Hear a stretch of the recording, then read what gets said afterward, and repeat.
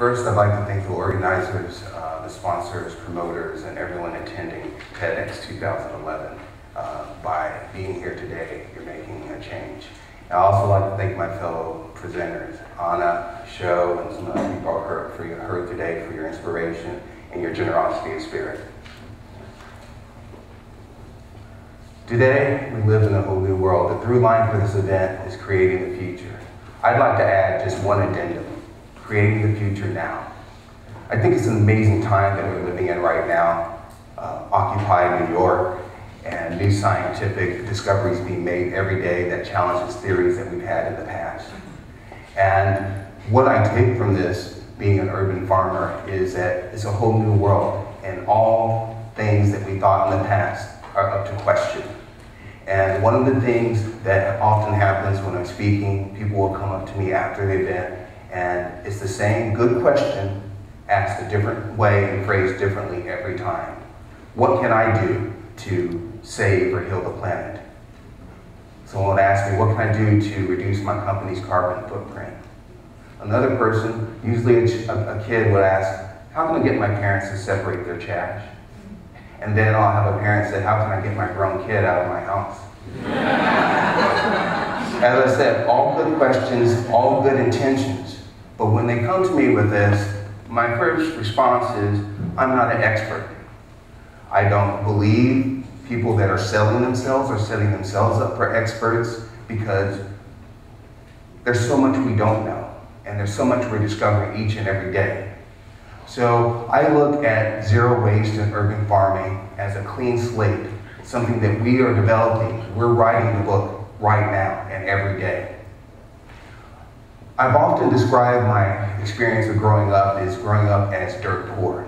I've often said this, and it was because I grew up in rural Tennessee in an unincorporated Mullins Chapel community between a town of Shelbyville and Wartrace, Tennessee, where we had no running water, we had outhouses, we had separate pools and separate water fountains.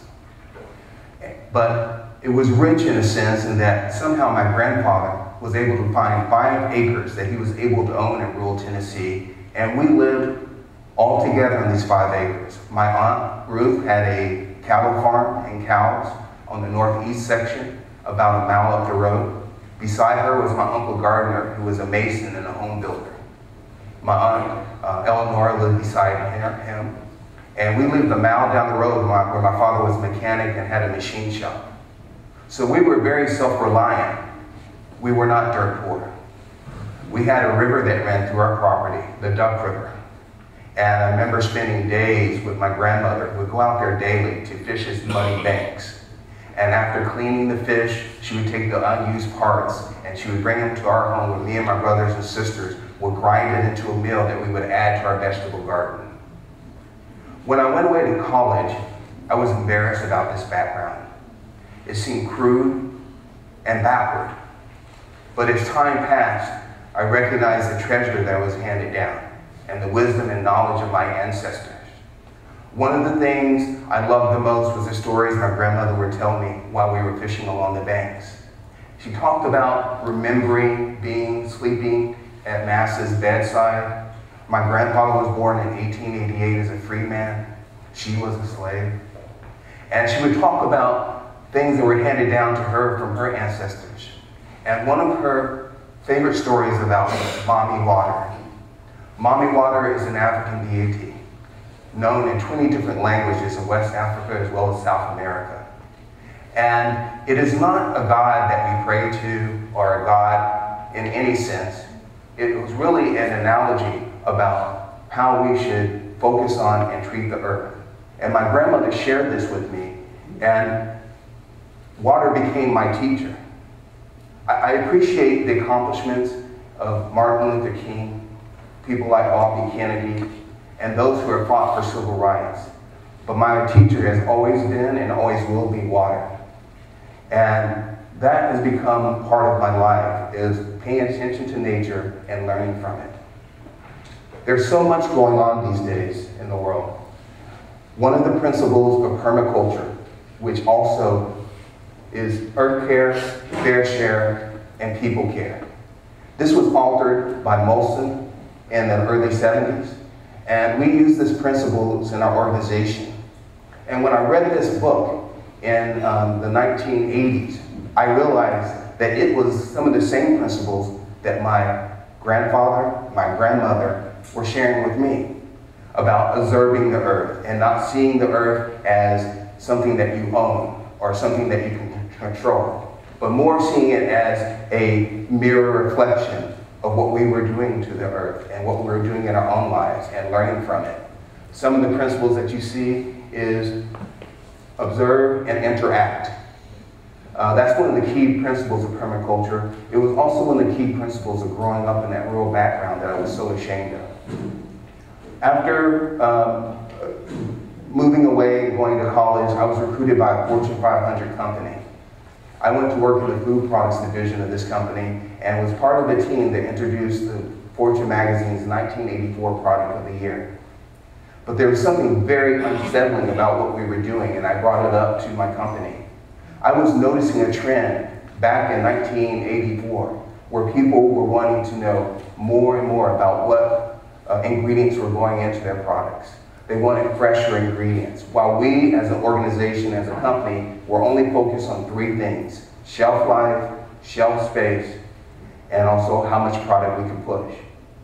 When I brought this up to my supervisors, they gently reminded me how fortunate I was to be taken from the woods and be working for this Fortune 500 company, and how it had been successful long before I had arrived, for over hundreds of years, and that's just simply just duplicate and repeat what had been done in the past. It was at that moment that I recognized that what my grandmother and grandfather had taught me was richness. And I also recognized that I could no longer work with an organization that didn't reflect my own personal values. And so I did something about it. I left that organization back in 1985. Flash forward to the year 2000. I'm in an alley off Venice Boulevard in Venice, California, right off of Grand Boulevard. I'm 37 years old. I have $36 left to my name after being laid off for a year from an amazing organization, an amazing company called Wirebreak Entertainment, with amazing people that was just 3 years ahead of their time in the internet business. We were doing what is now YouTube.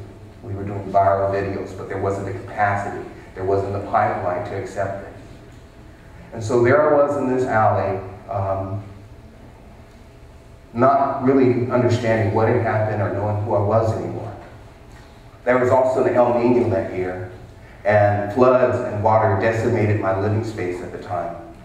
I survived it, but 2 weeks later I came down with a fever of 103 and with no money, no insurance, and too proud to reach out to my family, knowing that they had no insurance and no money either. I prepared to die in the alley in Venice. And with each and every day that went by, having this fever, layers of who I thought I was and my identity started to dissipate. I was no longer the scholar, the athlete, the son, as days and days went by. And it was at this moment that an internal shift occurred inside of me. And that's the story, and that's the main thing I want to relate to people when they say, what can I do? The first thing that you need to do is have an internal shift. We need to have that as a species. Our challenges are immense right now. But I encourage creating the future now, not out of fear of tomorrow or a regret about our past. I'm enthusiastic about change and right now and creating our future right now because I know as a species that we're up to the task. And there's so much capacity for us to grow. And there's so much that we don't know, that new discoveries are happening every day. I had the privilege of growing up beside Bibb Swain, who was an Air Force colonel. His son played on my athletic team, and I got to spend time at their house. Bibb Swain is one of the innovators and developers of biofuels. And I remember at their house, and him talking about one of his biggest fears is that biofuels will come on the scene and that people would integrate them too soon into our system, triggering famine and drought throughout the world. And in the years 2000, that's what happened. So having that privilege and seeing that, I realized that we as a species need to evolve. There needs to be an internal shift before you do anything. So much change is occurring now with families, our institutions, both government and finance, and people don't really know where to turn. And like I said, I don't trust the experts, I trust all of you, that you have an inner wisdom and inner knowledge that you haven't tapped into. So what I encourage before you take your first step to become more green is to make an internal shift.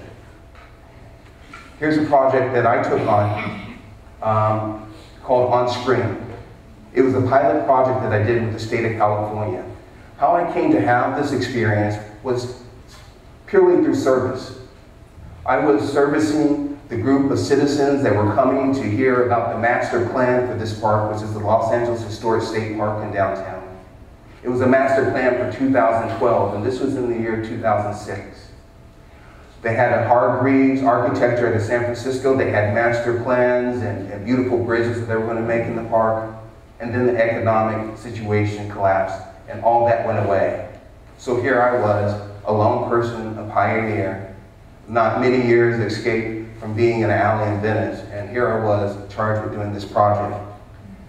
It's called On Spring, and what we did, we worked with different stakeholders like Farm Labs and Metabolic Studios, LA Conservation Corps, every stakeholder that we can find in that community that would contribute. And Metabolic Studios donated these agriculture bins in which we began growing kale and collard greens. We also discovered in it that we had found history. Underneath these ag bins, we found historic pavers that were part of the original LA, and we found the street that led to Olivera Street. Wow. So as Joe was saying in his description, and in his talk, there's so much that we don't know, and there's so much that we need to discover about ourselves. I don't think the problems of society can be solved by society. I think that it requires individuals. And I look at all of us as shining lights and individuals, and there's so much darkness around us, but each of us carry a light within ourselves. And what I'm asking all of you today is let that light shine, because the more individuals that shine their light and hit the darkness, the more light there will appear. And I also encourage you to not discard, your own inner wisdom, your own belief, your own faith. There are two types of problems that I think occur in this world, convergent and divergent. Convergent problems are those that usually deal with the non-living universe. Divergent problems deal with living items and living things in our universe. And it requires an inner mindfulness and an inner wisdom with divergent problems. There's no one solution as there is with convergent problems. So each of you have solutions to creating a future now. I ask that you make the internal change and take action today. Thank you for your time.